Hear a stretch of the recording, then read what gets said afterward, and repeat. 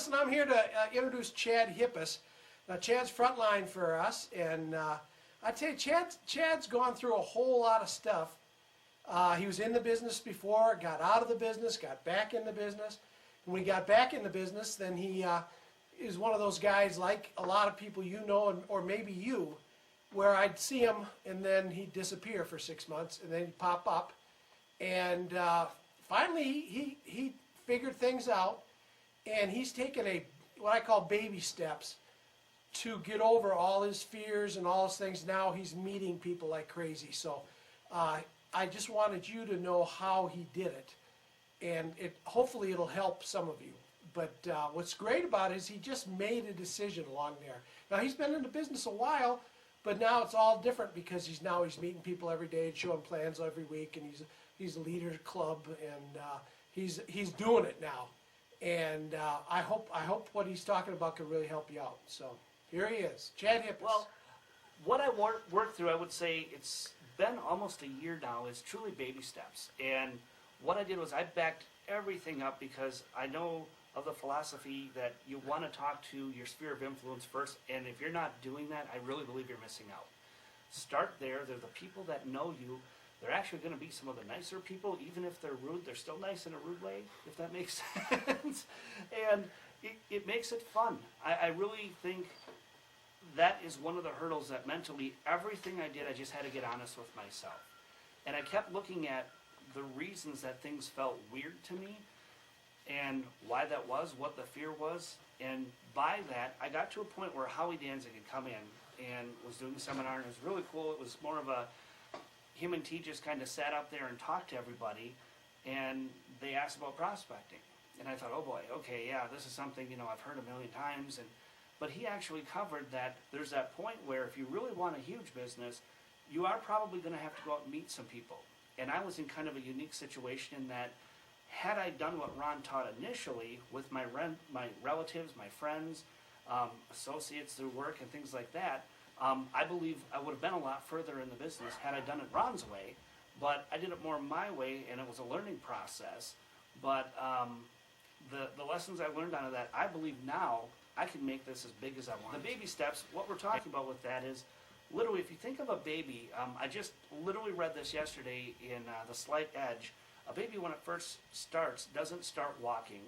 It's crawling, and then it sees everyone else walking, and then it stands up, and you think, oh, okay, baby steps are these small steps. But initially, they're not even that. You fall. And I thought, gosh, I don't want to do that in my prospecting. How do I meet people? And what Howie covered was to figure out a way that you can comfortably approach someone. And I thought to myself, well, that's just something that for me, when Howie talked about, find an approach you're comfortable with, I was kind of used to, quite honestly, I'd listened to some other CDs, and it seemed like everyone had an approach, and I thought you had to know all these different approaches. You really need to learn one that you're comfortable with, and I'm not talking about really scripting it out and, having it like a flow chart where if they say this, then this happens, or this, and then this. But you want to know something that you're going to say. And I find myself, anyway, as I talk to people, there are a lot of times where I was, where you're kind of caught in between this, well, yeah, I don't want to script everything out, and, well, what do you say? Well, I just wing it. Well, the people who truly are doing it, who wing it, know what they're saying. And I think of Greg a lot of times, if you really talk to Greg, he has some specific things, and he kind of knows where he wants it to go. He doesn't have a planned out word for word where it's a script, but he has a direction with it. I wanted that, and I knew I didn't have it, and I just had to back up to the point where I said, okay, what's going on with this? Why is it so hard for me to walk up to someone and talk to them? Because my excuse was, well, I just can't do that. I can't walk up to someone and just start talking to them. What would I say? And I thought, well, there's kind of a clue. What would I say? And then I kind of worked through some of the different approaches, and those didn't feel right. And literally, I bet you I went through 100 of them, for sure. I bet it's over that. My wife, Greg, they'll attest to that. And all it was I went, gosh, none of this sounds like me. What would I say?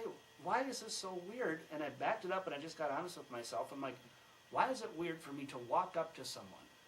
I thought, well, I just can't do it. Well, that's not true. If someone, you always hear the analogy, like if someone held your family hostage and they said, you have to go meet that guy over there, you could do it.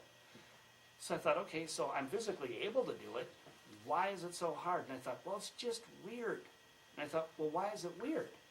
Well, I first off, don't know what to say. I don't know how to get it to go where I want it to, and it was just a truly strange situation for me. And when it came down to us, I didn't have a reason to walk up to him. I knew my motive, but coming from their perspective, why is this guy coming up and talking to me? I thought, well, okay, I need something there that, as I looked at what Ron said, friend, occupation, recreation, message, everyone knows form, just to jump into friends was kind of weird. And I thought, well, maybe it's not. Maybe I know him from somewhere. Maybe I don't. Well, how could I know him? And then I started working off of, okay, I just need a reason, like an icebreaker is what I came up with. I'm like, oh, well, if I had that, then I could approach anyone. That didn't go well at first either. I had a lot of, they sounded like, for lack of a better term, salesman-y kind of things. And then I thought, well, gosh, I got to keep working at this.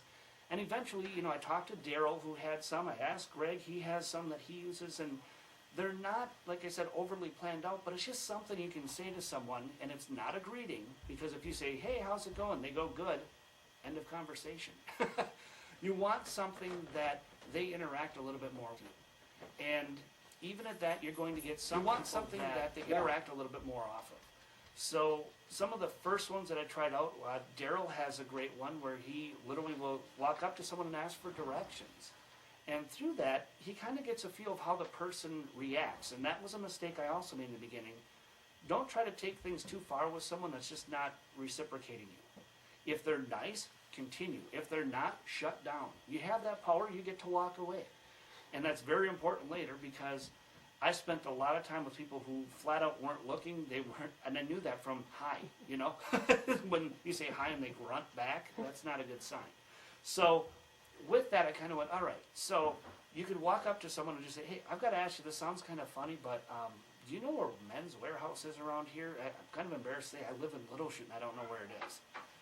And they would give me directions. Or I'd pick somewhere that I didn't know, or if I did know the place, I wouldn't say I didn't know where it was. I'd just say, do you know where that is from here? I didn't say I didn't know where it was. I was just asking if they knew where it was. And you kind of start a conversation with there.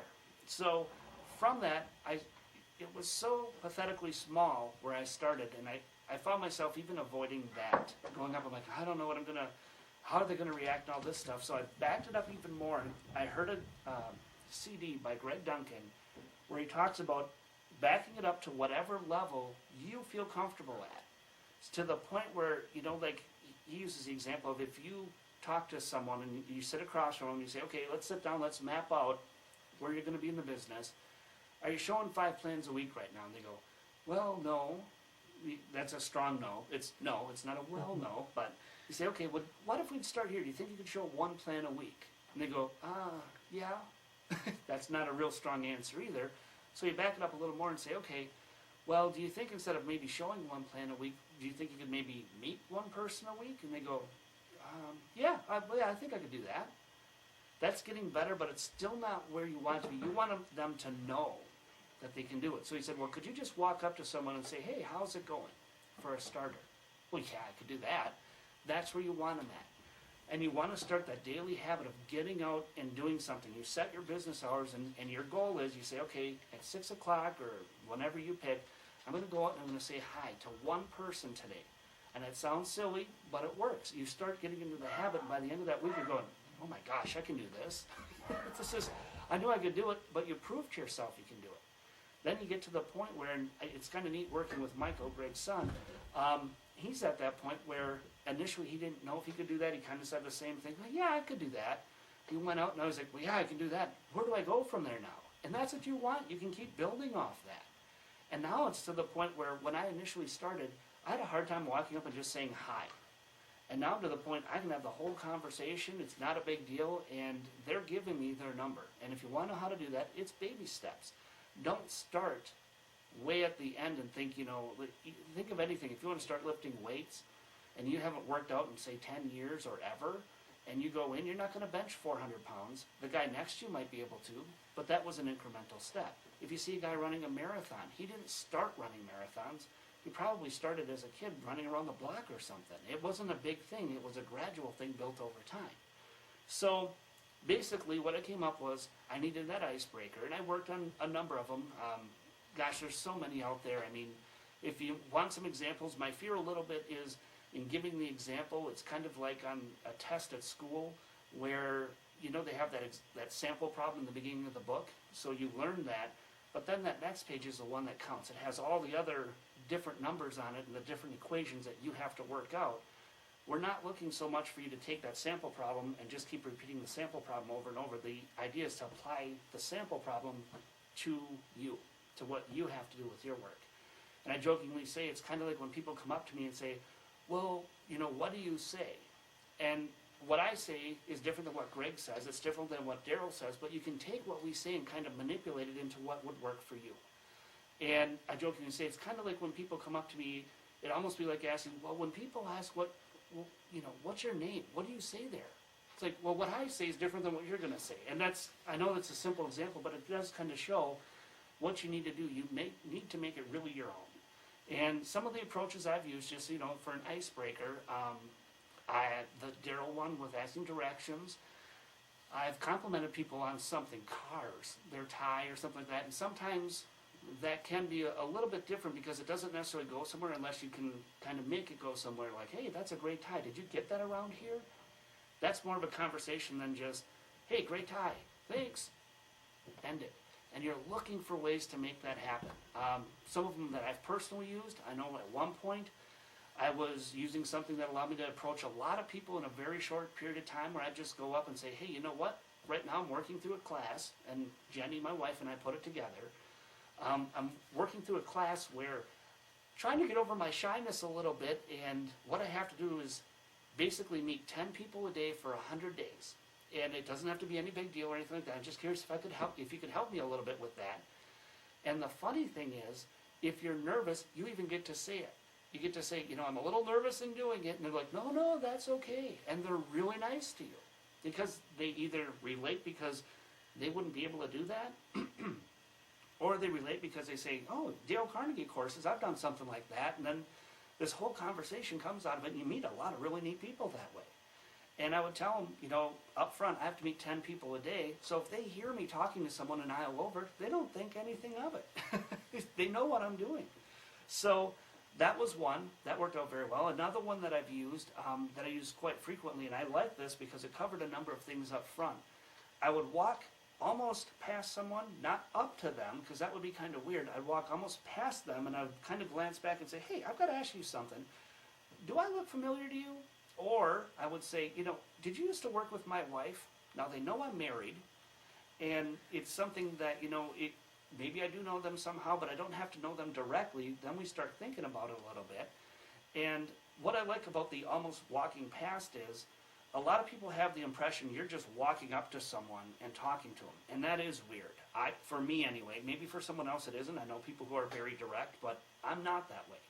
I want to make it look like it was a passing thought that I saw them, that was not the reason I was there. So in talking to them, what's kind of neat, you get some funny responses. Like, I remember distinctly right around Christmas time, there's one lady, I walked up to her and I just said, hey, I've got to ask you, did you used to work with my wife? She said, no. I thought, wow, you don't even know who my wife is? You don't know where she works or anything. And that, you're going to get that. That's about as negative as you get. Could you handle that? And I laugh at that because I'm like, that used to be what would stop me. Well, what if someone says no?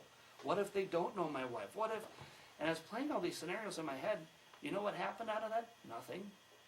She just said no. I went, huh, okay, I thought maybe you were someone else. Have a great one. And I walked away. It was great. And the funny thing is, you get a number of those. That's, like I said, probably the most negative. Most people are kind of like, I don't know. Who's your wife? But it starts a conversation. And they're, just sit down with your husband, your wife.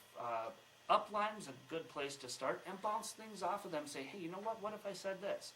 And what I love about the advice I got from Greg was, he said, I don't know, why don't you try it? And this is a big thing that I learned. It wasn't going out and trying it once. It was giving it enough time to work. Because you have to realize, it's like rolling dice a little bit. If you're looking to roll a 6 and you roll it and you get a 3, does it mean that the next one wouldn't have been a 6? No. But I think so many times people will roll that dice and go, oh, I got a 3, what did I do wrong?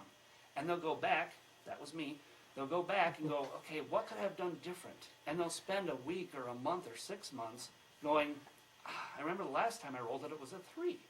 I don't know what to do different. More was the answer. You just needed to do it more. And the cool thing is, I have to be completely honest in this, I never thought I would actually enjoy doing it, and I do. I like actually meeting people now.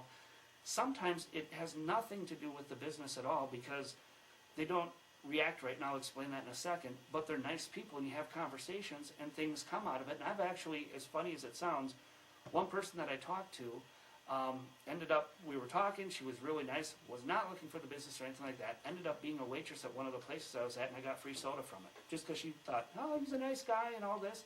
Who knows? Down the line at some point, if she loses her job or her husband does, I think she's going to remember me, you know?